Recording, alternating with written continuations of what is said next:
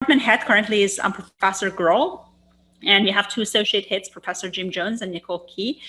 Most of you applying for graduate school and everything, you've been mainly interacting with Professor Nicole Key related to graduate program, PhD, as well as master program. So just some fact about our department. Our department has about 1,500 undergraduate students. It's ranked 7 in terms of undergraduate program. It has a very diverse body of students, and we have 98% of students passed our fundamental engineering exam program.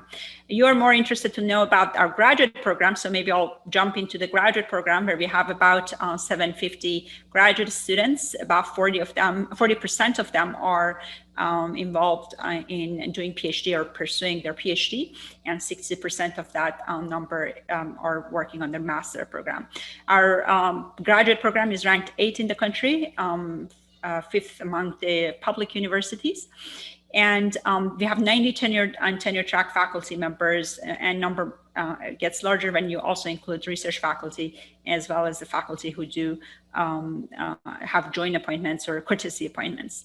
We have large number of research areas covering in mechanical engineering. You see things from design and dynamics and vibration, fluid dynamics, all the way to computational engineering, thermodynamics, and many others. My own background is in fluid dynamics, so I'll tell you a little bit about some of the research related to that.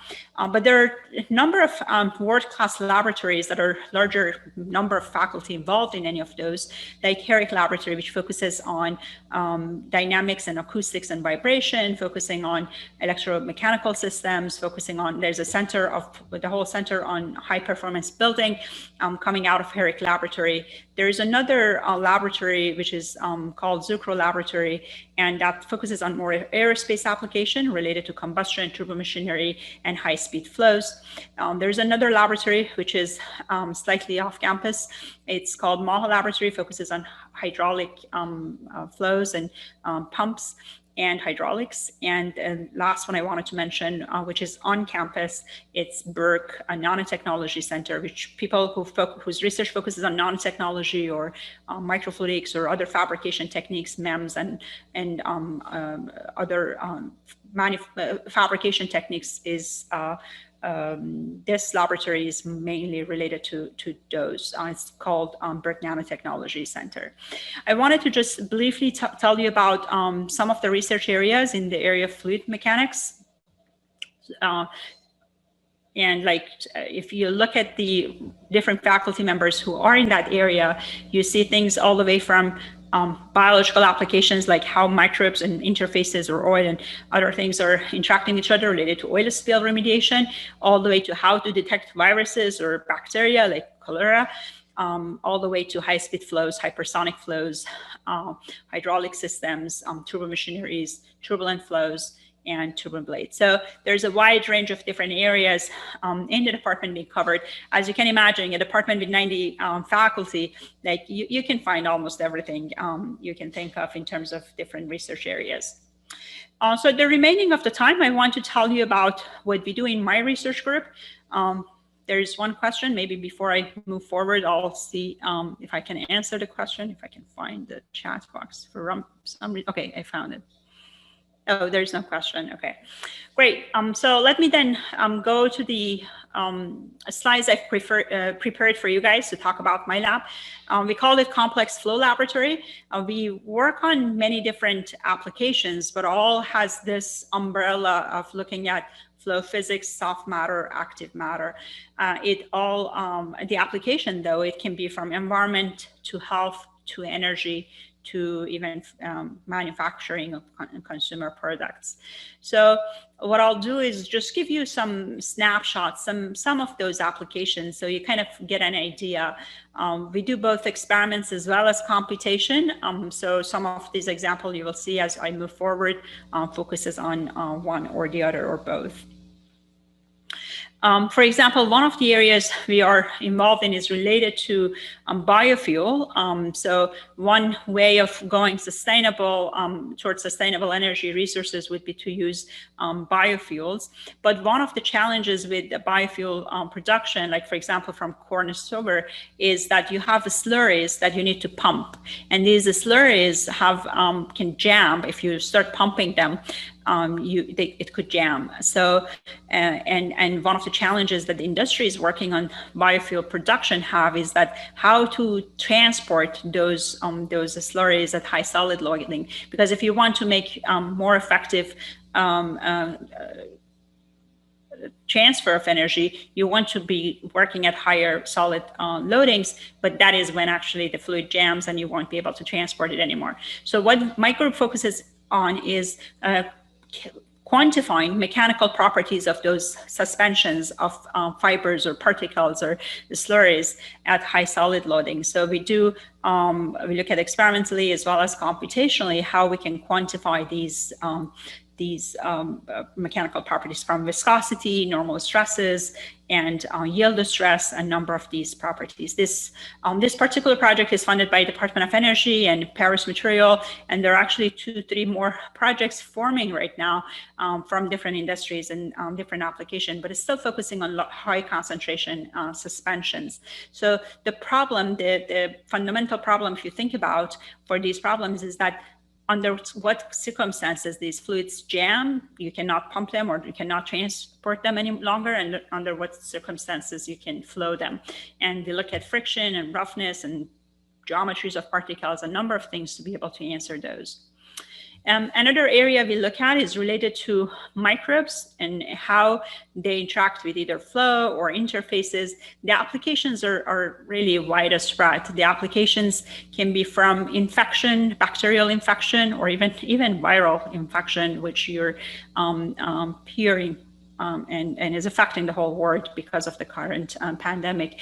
But the question is, how do microbes respond to flow? This is the fundamental question, but the applications can be related to healthcare. For example, biofilms form on any surfaces of prosthetics, and then people need surgery to remove them. Is there any way to come up with coatings that prevent those bacterial attachment to surfaces? Is there a way to modify flow to prevent their attachment? So these are the applications, but the fundamental questions to think about these is that, does flow affect motion of bacteria, for example? Does mechanical properties of the fluid itself, like the presence of polymers or fluid being Newtonian or non-Newtonian, affect the motion or transport of bacteria? It's also related even to environmental effect. Like if you think about marine organisms fertilization, like they have external fertilization, like their sperm moves in turbulent flow and it transports because of the flow. That and that's the video actually you're seeing on the bottom, where we looked at their buckling or their transport in different flows. So these environmental health problems can be answered by looking at the role of flow in these circumstances. This is one of the examples, like 80% of microbial infections are caused by biofilms when bacteria attach to surfaces. And you may heard like antibiotic resistance bacteria. This is a big risk we're dealing with because bacteria show resistance to antibiotics. Of course, I don't work on the biology aspects of it, but we look at mechanical aspects of it, like how forces from surfaces or flagella of the bacteria and motility are modified because of the flow as well as the fluid that are surrounding them. Another area that maybe I go back, another area is related to the same problem, but these bacteria produce polymers, or in their natural environment, they're moving in mucus. For example, if you get if you get lung infection, there are mucus in your airway, and how they attach to surfaces or how they move around is affected by these by the material of the mucus, polymers present, DNA present, proteins present, and how these their life will be impacted, as well as the infection capabilities. Another area which is actually very closely related to perhaps this pandemic and COVID itself is we're looking at Raman-based learning tools. Like we combine machine learning as well as Raman sensing to detect viral as well as bacterial contamination. So we developed codes, machine learning based codes, if there any contamination present in a system, from bacterial, viral to other contamination, from these optical signature, we would be able to detect patterns and features and basically quantify that. So this is an area we are developing sensors for it. So it's an ongoing project. We're working with a number of pharmaceutical companies to basically make a product out of it, and also make an impact in this needed world in terms of solutions, not only in terms of monoclonal or other antibody solutions, but also in terms of vaccine. This can be relevant to any of those. In terms of vaccine, you want to quantify concentration of virus as you're producing vaccine. In terms of monoclonal antibody production, you are working in a manufacturing plant in a pharmaceutical industry. You want to avoid any contamination, but also quantifying the cell culture concentration and a number of other things. Another area in my group where we focus on bioremediation. So this still has some biology flavor into it. So you may recall 2010 oil spill that happened, and millions of barrels of oil were released into the Gulf of Mexico. Surfactants were injected also. 7 million liters of surfactant were injected by BP to avoid the environmental impact. So the questions we answer is that how microbes came to our help. Like, they decompose much of the crude oil. If they were not, the catastrophe would have been worse. But also how surfactant helped us or hurt us, and how we can come up with policies coming up with it if there is a next spill. Hopefully there is none, but to know the science behind it as well. So we look at not only experimentally looking at bacteria interaction with interfaces, but also developing theories to look at their distribution around droplets, if they are clean or if they're surfactant laden, if you have different interfaces, different viscosities, and so on and so forth. Another area which still has, this is, I believe, the last one that I talk about, which has a biology flavor to it. It is related to environmental impacts. So you have heard, for example, algal bloom. Probably, like in 2014, Lake Erie was impacted because there was a large bloom of toxic bloom, like they are referred to as red tide. And these blooms are these days becoming more and more because of the climate change, because climate change is leading to more stratification. What I mean by stratification is that the top layer in the ocean has lower density than the bottom layer in the ocean. So, and the reason is because of the variation either in temperature or salinity. And these drive some of the bloom formation, not only toxic bloom formation, but also phytoplankton bloom formation. The phytoplankton bloom formation are actually has its own good as well, because the photosynthesis, these phytoplankton do photosynthesis, and when they die, they sink to the bottom of the ocean. So they do natural sequestration of carbon, and they produce half of oxygen in Earth. So what we look at is that how, from hydrodynamics point of view, from fluid dynamics point of view, how the motion of these settling particles or swimming organisms are modified because of variation in density. So we developed new theories to look at the flow field generated by these particles or swimming organisms. We developed theory to quantify their swimming speed, their energy expenditure. We developed theories to quantify their settling dynamics. So this is important in terms of understanding carbon cycle in the ocean.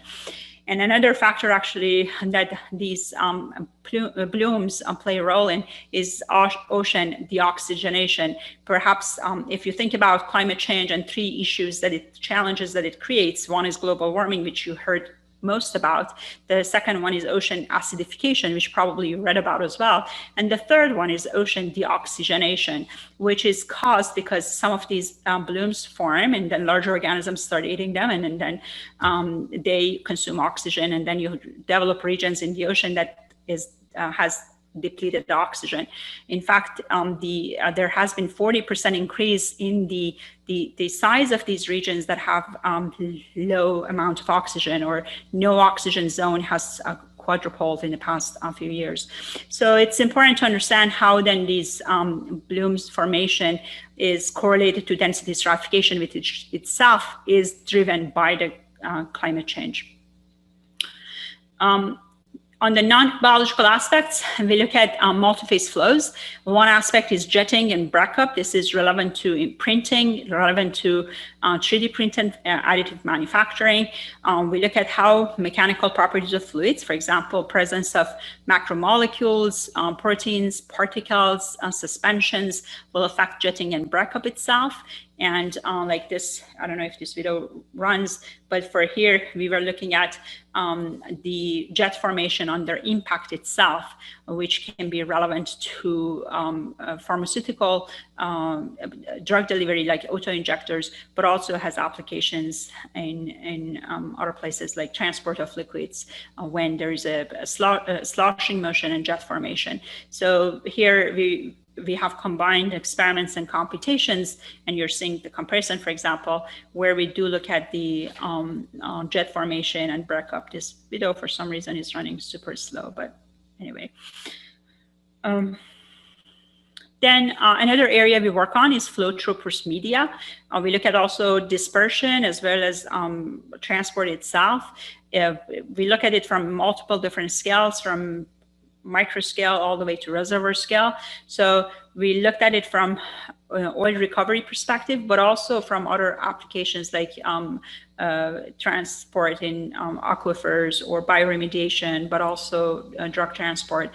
So we look at it from pore scales, when we resolve the pores, and we do either experiments or computation looking at the transport of multi-phase system within those pores, or we look at it from larger scale where we do not resolve the pore and we look at kind of continuum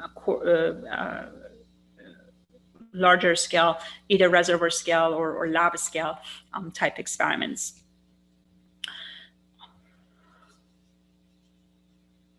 So if you have questions in terms of what tools we use to look at it, the multi-phase flow part, we use either volume of fluid or front tracking method or a number of other techniques. And these are computational codes we develop in-house to be able to solve these challenging and complex problems efficiently. So these are all related to high performance computing and code development, which results to these for example, videos or results that you're seeing on these slides. On Flowtrooper's media, not only like if you inject Newtonian fluid, the behavior is at least more is known about it, but you can deal with problems when you're injecting complex fluid, like it could be polymers, it could be surfactants, it could be proteins like drug solution, and in tissue, for example, or it could be polymers or surfactant in the sub-reservoir problem. So in all of those cases, how you get instability, how you get dispersion, how you get the effect of order, disordered in porous media governs the problem. And similar computational tools can be used, but there are different physics involved in any of these problems that leads to non-intuitive, very interesting flow phenomena to describe the instability and flow pattern. The one in the bottom is describing drug transport in tissue. The one on the top is describing subsurface flow. And the one on the right, actually it's a video, I believe. Okay. Yeah, it's not a video. It's related to lab scale experiment, looking at the pore scale, and polymers are being injected. So you do see these streaks of fluid behind these cylinders. We do experiments making microfluidic devices to make droplets or particles or microgels for different purposes, either making mimics of tissue or from cell trapping or from generating monosized particles to make a suspension and quantify its mechanical properties. But then we can cross-link them and solidify them to make going from emulsion to suspension for applications present. And depending on the devices we generate, we can get different shapes and size and even kind of clusters of particles present, which then lead to dramatically different properties. And that can be done by adjusting a number of things: the geometry of the device, the flow rate, the chemicals used, and a number of things. So with that, I think it's a good place for me to stop and take any questions you may have about any of these or anything that I haven't talked about or you heard about departments, mechanical engineering department, as well as other research areas you are interested in, or other faculties who are in the department. So I'm going to stop and maybe read the chat box to see if there are any questions coming up. And you feel free to also unmute and ask questions, as this is not a very large crowd.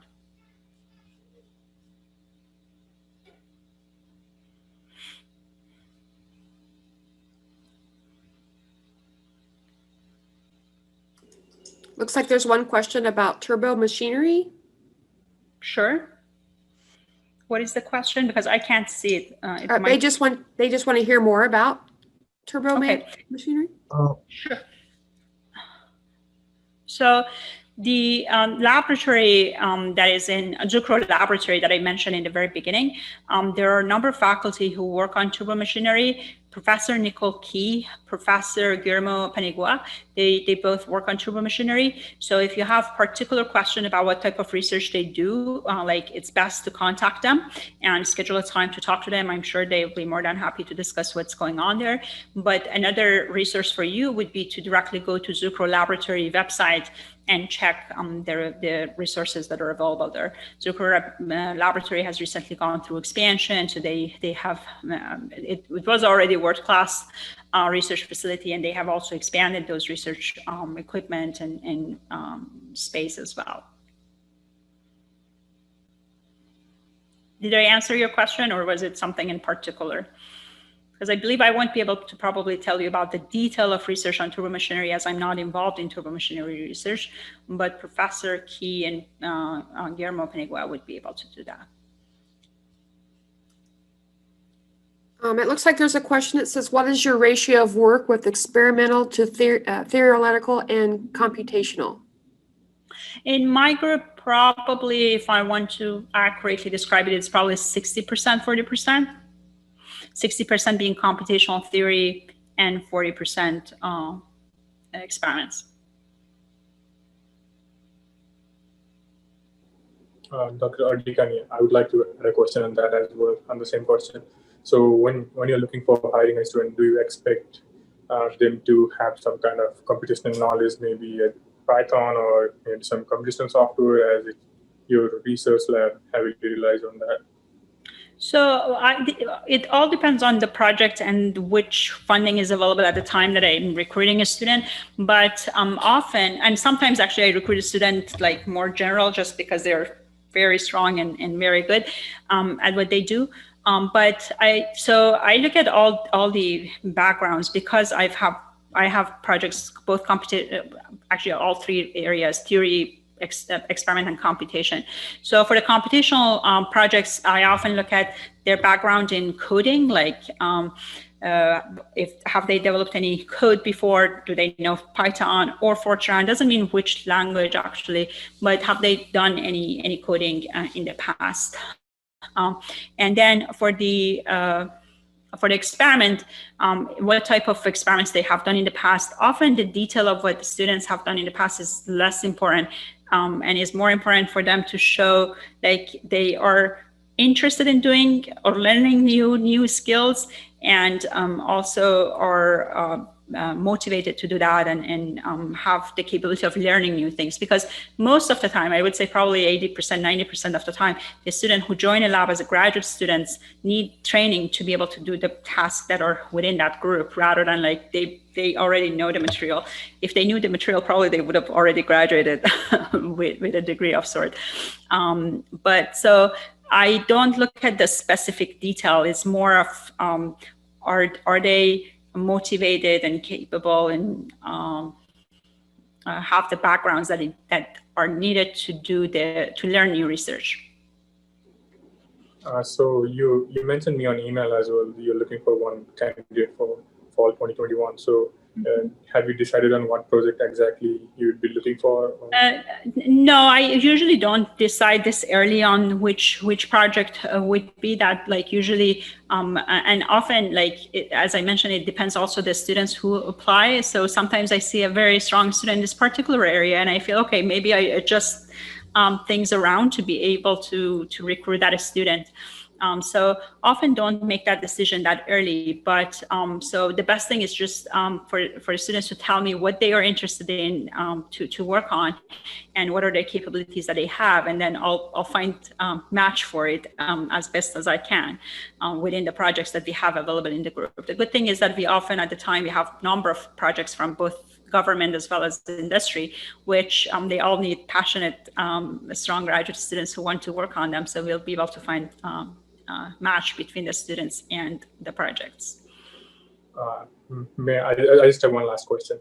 I got a chance to talk to Professor Nicole as well yesterday, and she mentioned that in her lab, most of the projects are restricted to US citizens. So is that something I have to worry about your lab? Or in my group, I don't have any project that is limited to US citizens. So all the projects is open to both domestic as well as international students. Thank you.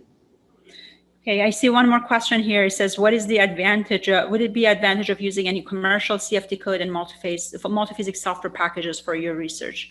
We don't use commercial codes in my group, often because many of them, like ANSYS, for example, for the type of research we do, which is going to deep fundamental physics of those questions, they have errors, or they add enough numerical diffusion that people don't call their customer service all the time. So that changes the, like, if you want to qualitatively or semi-qualitatively know the answer, or for some industrial application, the answer may be fine with the commercial software. But the type of the research we do, it's not appropriate. So for that reason, almost for maybe 80% or 90% of what we do, 90% of what we do computationally is the in-house code we develop or open source codes. We have used OpenFOAM as well in the past, or another open source code that is out there is for multi-phase flow. We have used that, but no commercial. We haven't used any commercial codes.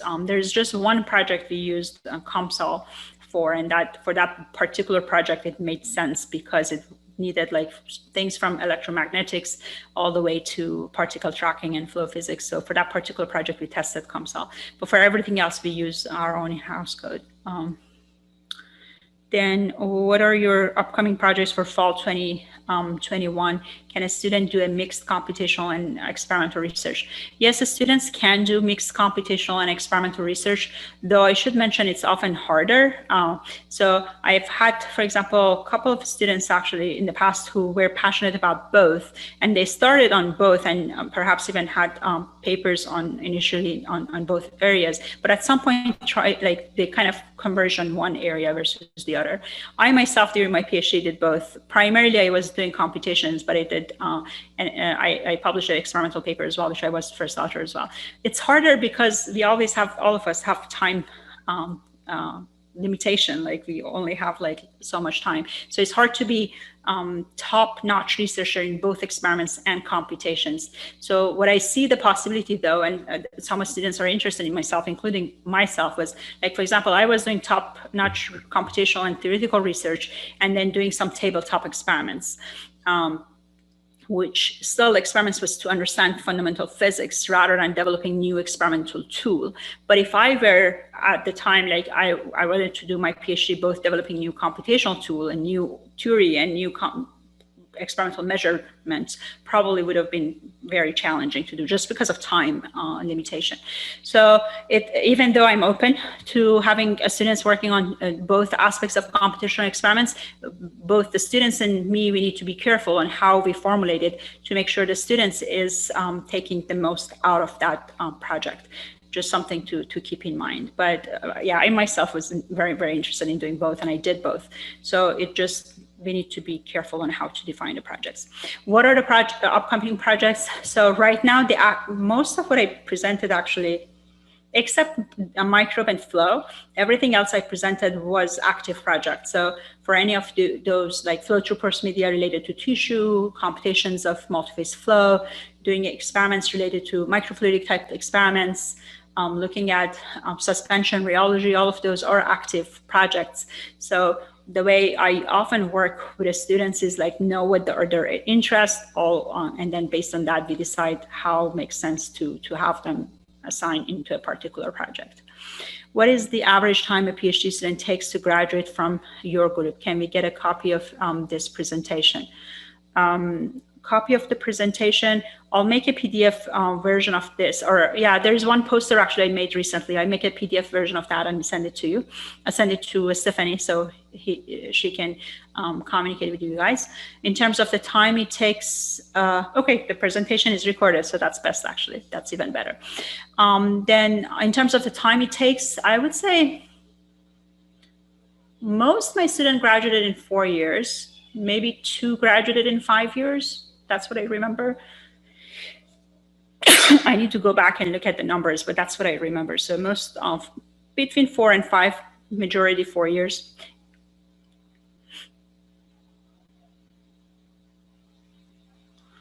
There is another question. Could you please elaborate on the usage of machine learning as a computational tool in the experiment that you have done in your lab?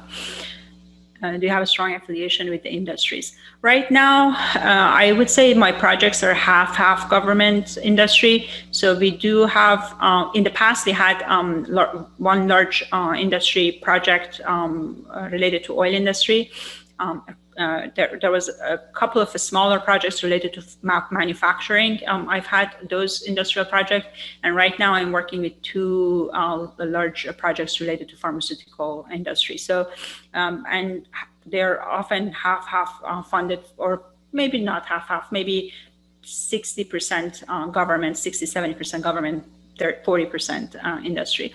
In terms of what machine learning tools we have used, we've used basically deep neural network to detect features for the one I talked about, which was related to finding different strains when you have a contaminant present. So that's what we used for that project. But in the past, we've used also sensitivity analysis for industrial projects where we had injection of polymers and surfactants, and we wanted to extract as much oil as we can. So there was experimental data, and we had models developed for that. But then there were a large number of input parameters, so we did a sensitivity analysis for that. We also developed used a Bayesian approach and polynomial chaos expansion as well to solve the inverse problem related to that problem as well. And now the problem I mentioned related to detection of contamination, it seems actually it will move even further forward with the feature tracking with. So we started with a particular contamination, like bacterial contamination, and we tested it for 10 different strains of bacteria. But now it's moving forward. It's being expanded for other types of contamination or other type of strains present, like other species present, like even virus or other organic material, and how can we detect those? How many publications, conference do your doctoral students usually write and attend in your group?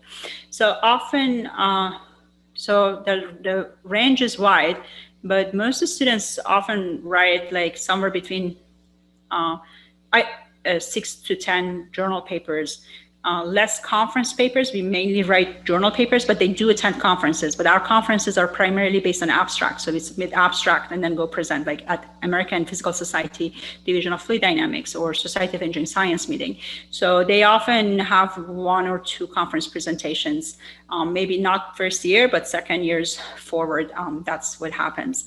Now, again, I don't, one thing that I should emphasize is not that I have I never tell my students a minimum, oh, you need to have this many papers to graduate. I don't think that makes sense. They do the research and they have publication whenever we have enough good quality research material. So whatever, if the numbers like are higher, primarily is because like whatever project they worked on, it made sense to break it into number of good quality publications. If it's at the end, smaller number, it doesn't matter. To me, it's just good research that matters. Is your work on flows in porous media an active area of research? Yes, it is an active area of research. Are there going to be experiments to validate your porous media research? Right now on the experiments for porous media research, we are collaborating with a colleague at Tufts University, and he's doing the experiment for that particular project. Actually, in fact, the dispersion, they were studying it experimentally, and then there were lots of questions they couldn't explain. So we started doing a computation looking at that, and we have now a grant related to Flowtrooper course media, not related to general like glass beads type course media, which you can use for validation of experiments. More is related to tissue, but that itself has computational aspects. The experimental aspects, though, it's in collaboration with others, because for tissue you need to get animal model, you need to get tissue, you need to look at quantify the plume and everything.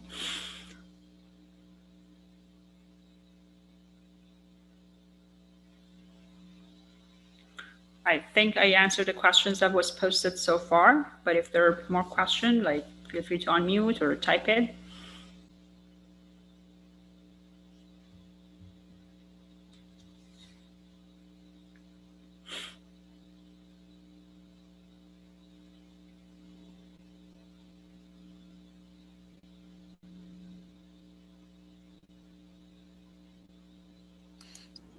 Are there any additional questions? Hi, Dr. Ardikani. Sorry, I came in late. I just had a class. I just had one question. So what type of solver do you use for these simulations? Are they all DNS type of solvers? They're all DNS, though I should say some of these are laminar flow, but they are multi-phase flow. So the complexity doesn't come from the turbulence for some of these problems. It comes from the fact that we have either multi-phase flows present, like liquid, gas, liquid, solid interfaces, or we have complex fluid, like presence of polymers, proteins, surfactants, which makes it complex. But for all of these, yes, we do resolve the scales, like we solve the Navier-Stokes type equations.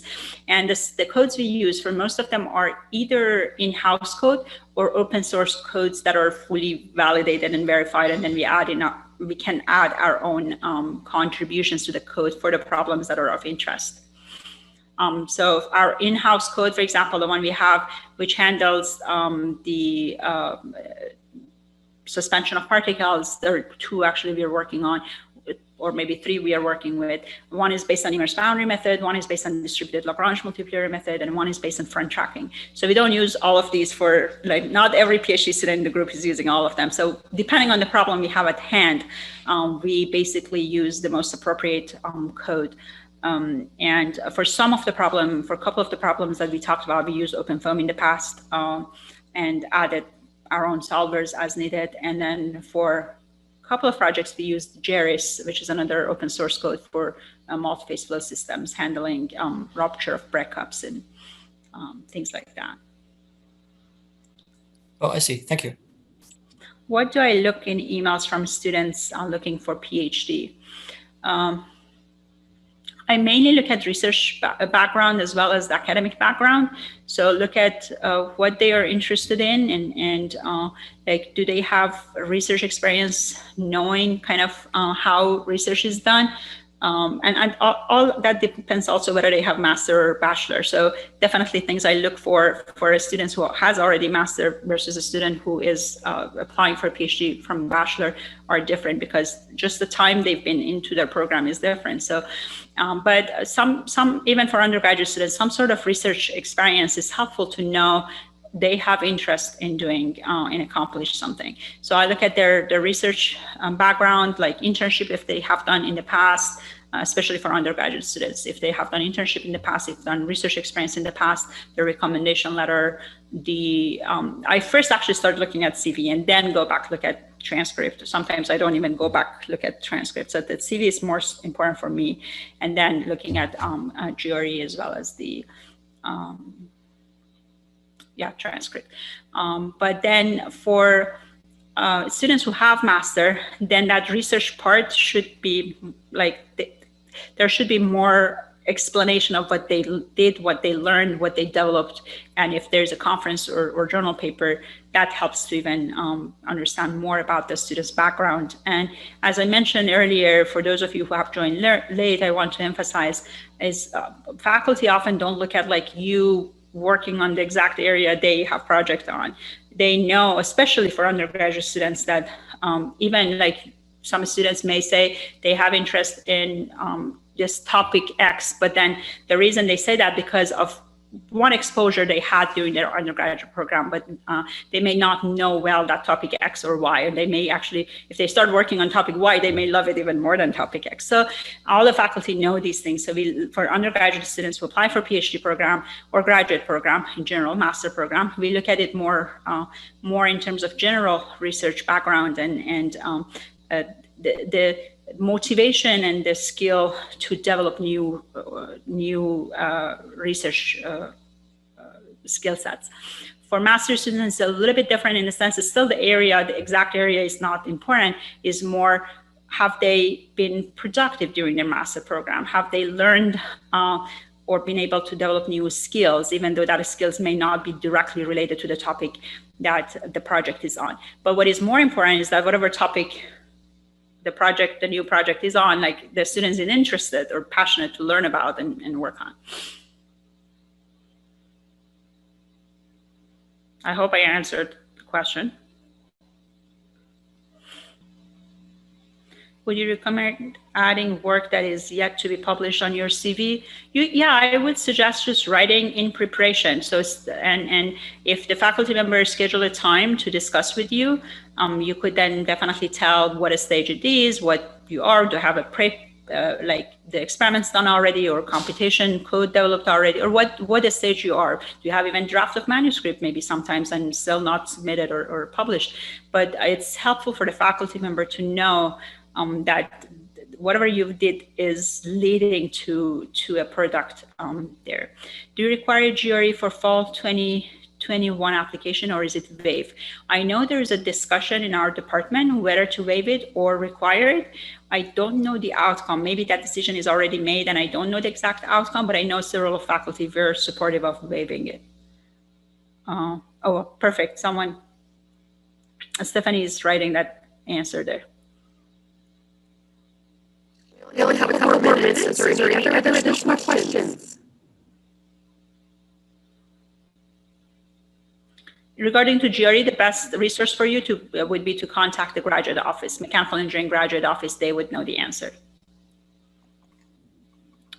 Okay, if there is no more question, I would like to thank you all, and hopefully I'll see you at some point at Purdue.